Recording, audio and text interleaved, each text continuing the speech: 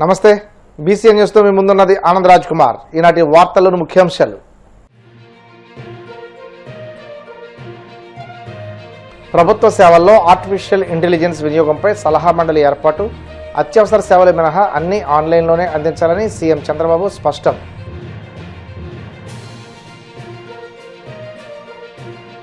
నెల్లూరు దస్తగిరి నగర్లో సీసీ రోడ్లు, డ్రైనేజీ పనులకు శంకుస్థాపన చేసిన మంత్రి నారాయణ, ఎన్నికల్లో ఇచ్చిన ప్రతి హామీని కూటమి ప్రభుత్వం నెరవేరుస్తుందని వెల్లడి.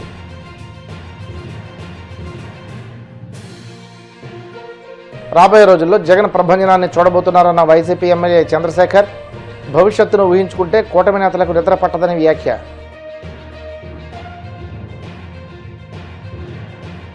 కోనసీమ జిల్లా పాస్టర్ల జేఏసీ ఆధ్వర్యంలో అమలాపురంలో దళిత క్రైస్తవుల శాంతియుత ర్యాలీ, చర్చిలపై మైనారిటీలపై దాడులు అరికట్టాలని డిమాండ్. రాష్ట్రంలో వాహన రిజిస్ట్రేషన్ ప్రక్రియలో విప్లవాత్మక మార్పులకు ముఖ్యమంత్రి చంద్రబాబు శ్రీకారం చుట్టారు. వాహనం కొనుగోలు చేసిన చోటే రిజిస్ట్రేషన్ పూర్తి చేసేలా వాహన డీలర్లని అదనపు రిజిస్ట్రేషన్ అథారిటీగా గుర్తిస్తూ కీలక నిర్ణయం తీసుకున్నారు. ఈ విధానం ద్వారా కేవలం 24 గంటల్లోనే రిజిస్ట్రేషన్ ప్రక్రియ పూర్తి కావాలని, ప్రజలకు ఎలాంటి జాప్యం, ఇబ్బందులు లేకుండా చూడాలని అధికారులను ఆదేశించారు. ఈ నిర్ణయంతో వాహనదారులు రిజిస్ట్రేషన్ కోసం రవాణా శాఖ కార్యాలయాల చుట్టూ తిరగాల్సిన అవసరం తప్పనుంది. సచివాలయంలోని రియల్ టైమ్ గవర్నెన్స్ సొసైటీ కేంద్రం నుండి వివిధ శాఖల పనితీరుపై ముఖ్యమంత్రి ఉన్నత స్థాయి సమీక్ష నిర్వహించారు. ఈ సందర్భంగా మాట్లాడుతూ ప్రభుత్వ సేవల్లో ఆర్టిఫిషియల్ ఇంటెలిజెన్స్ వినియోగాన్ని మరింత పెంచాలని సూచించారు.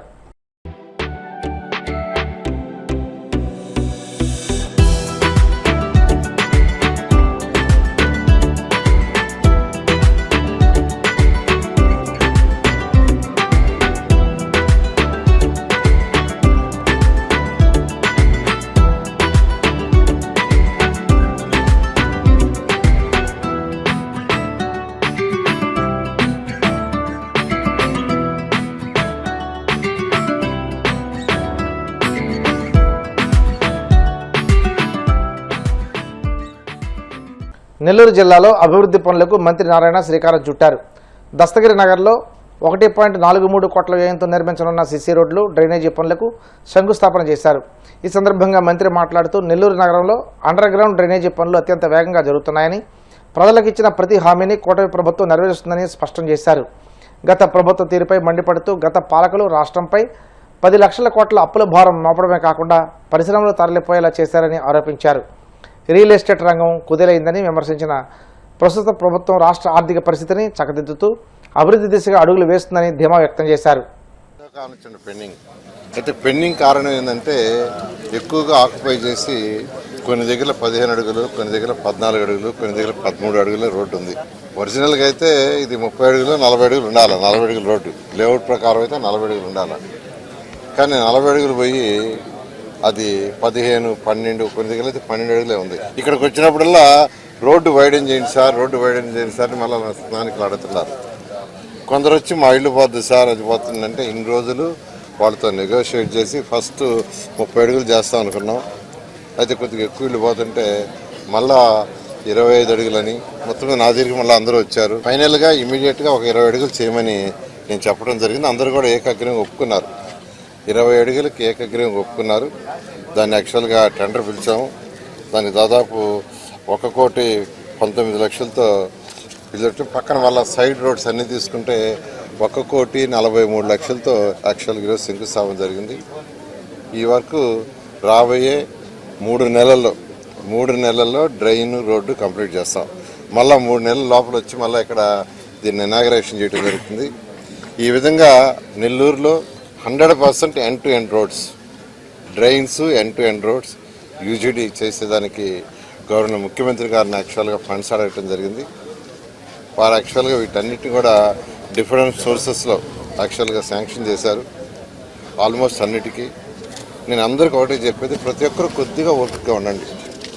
ఎందుకంటే మీకు అందరికీ తెలిసిందే, గత ప్రభుత్వం ఖజానా ఖాళీ చేసిపోయింది, 10 లక్షల కోట్లు అప్పు చేసిపోయింది. ఈ ప్రభుత్వం ఆ అప్పును తీరుస్తూ రాష్ట్రం ఇక్కడ రోడ్డు చేయాలని ఎప్పటి నుంచో ఆలోచన ఉన్నా ఇక్కడ కొద్దిగా ఎంక్రోచ్మెంట్స్ ఉన్నాయి. దీన్ని చేయాలంటే ఎప్పుడు అందరూ గొడవలు పడేవాళ్ళు.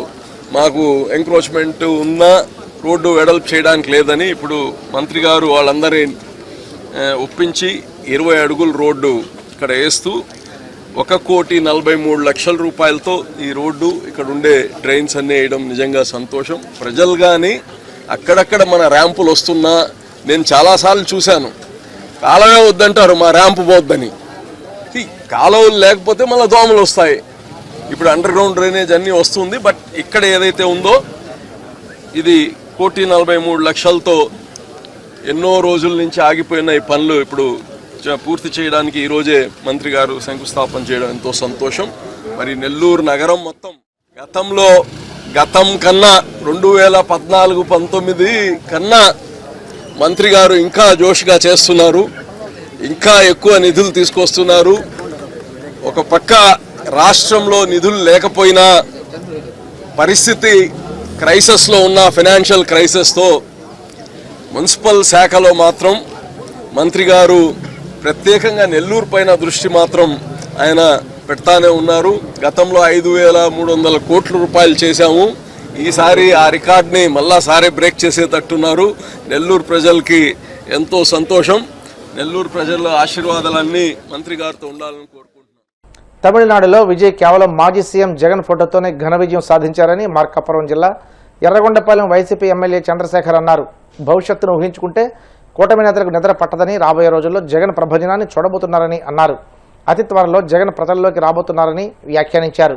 కంటెంట్ ఉన్నోడికి కటౌట్ చాలు అనే విధంగా జగనన్న ఫోటో పెట్టుకున్నటువంటి విజయ్ పార్టీ తమిళనాడులో ఏ విధంగా అయితే బ్రహ్మాండమైనటువంటి రిజల్ట్స్ చూపించిందో అది ఒక హెచ్చరికగా కూటమి నేతలకి పరిగణించాలి. కటౌట్ తోటే అంత విజృంభణ జరిగితే, అంత ప్రభంజనం జరిగితే రేపు జగనన్న ప్రజల మధ్యకు వస్తే ఏం జరగబోతుందో ఒక సంకేతాన్ని ఇచ్చారు ప్రజలు. ఈ రాష్ట్రం బాగుండాలన్నా, వెలుగొండ ప్రాజెక్ట్ కంప్లీట్ కావాలన్నా, రాయలసీమ ఎత్తిపోతల పథకం కంప్లీట్ కావాలన్నా జగనన్న రావాలి. కూటమి కుతంత్రాలని ప్రజలకి తెలియపరచడానికి ఇవాళ ఈ వేదికను ఏర్పాటు చేసుకున్నాం. సిగ్గుపడకపోగా ముఖ్యమంత్రిగా 20 సంవత్సరాలు కంప్లీట్ చేసుకోవడానికి దగ్గరలో ఉన్నా కూడా ఈ రోజుకు వెలుగొండకి ఇది చేసేవని చెప్పుకోలేనటువంటి పరిస్థితి చంద్రబాబు నాయుడు గారిది, కూటమి నేతలు. ఈ రోజు రాష్ట్రంలో అత్యంత భయంకరమైనటువంటి ఒక దోపిడీ ప్రభుత్వం నడుస్తుందని చెప్పడానికి ఇంతకు మించిన ఉదాహరణ లేదు. 1,400 కోట్లతోటి కంప్లీట్ అయ్యేటటువంటి వెలుగొండ ప్రాజెక్ట్ ని పక్కన పెట్టేశారు. డ్రైనేజీల కోసం అమరావతిలో మాత్రం 5,000 కోట్ల పైన ఖర్చు పెడుతున్నారు. ఒక్క కుటుంబం, ఒక్క మనిషి నివాసం లేనటువంటి ప్రాంతానికి డ్రైనేజీ వ్యవస్థ కోసం 5,000 కోట్ల.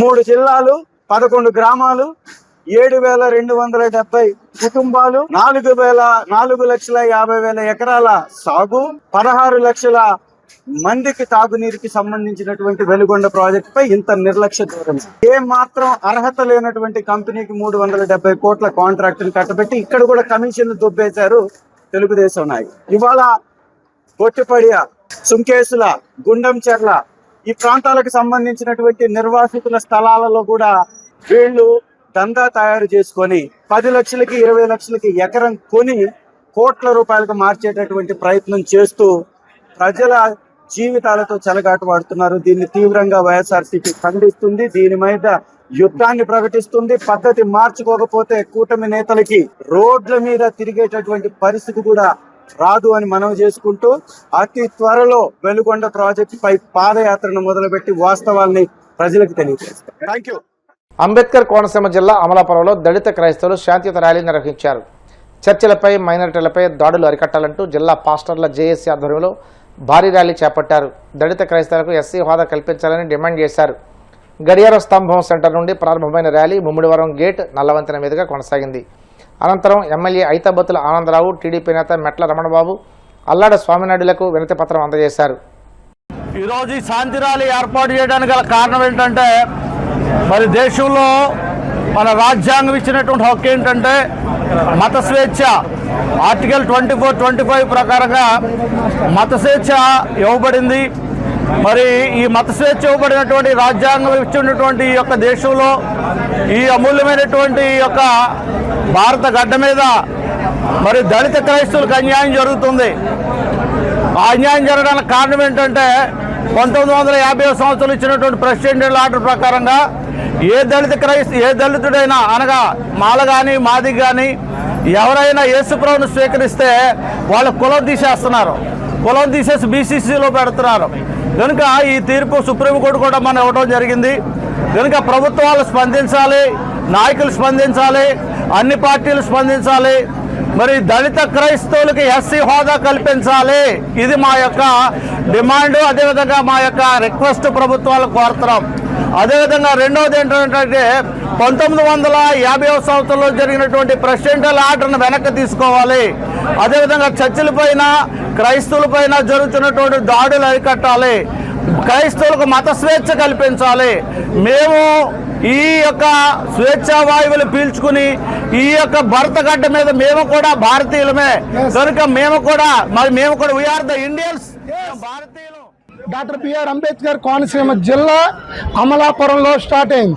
22 మండలాలు, జిల్లాలో ఉన్న చాలా ఫెలోషిప్లు జేఏసీగా మారి కేపీడబ్ల్యూ, యూపీఎఫ్, ఎఫ్ఎఫ్సిఐ, దళిత నాయకులు, జై భీమ్ నాయకులు, సమస్త నాయకులు ఉద్యమం 5,000 నుంచి 10,000 మంది వరకు గడియార స్తంభం దగ్గర నుంచి ఈరోజు MLA office, RDO, SP, collector గారు, ఇక్కడి నుంచి సీఎం అండ్ పిఎం, గవర్నర్ గారు, రాష్ట్రపతి గారికి మెమోండో తయారు చేశాం. ఈ ఉద్యమం ఇక్కడతో ఆగదు. 1950వ సంవత్సరంలో ఎందుకు రాష్ట్రపతి గారు ఇలా చేశారు? నేను ఓసీ క్రిస్టియన్, ఎందుకు షెడ్యూల్ క్యాస్ట్ మీద పక్షపాతం చూపిస్తున్నారు? వాళ్ళే ఎస్సీగా ఉన్న వారిని బీసీసీ ఎందుకు చేస్తున్నారు? ఇన్ని కులాలు భారతదేశంలో ఉండగా ఆ క్యాస్ట్ మీద ఎందుకు పక్షపాతం? దళితుల మీద ఎందుకు పక్షపాతం? మమ్మల్ని కూడా బీసీసీ చేయండి.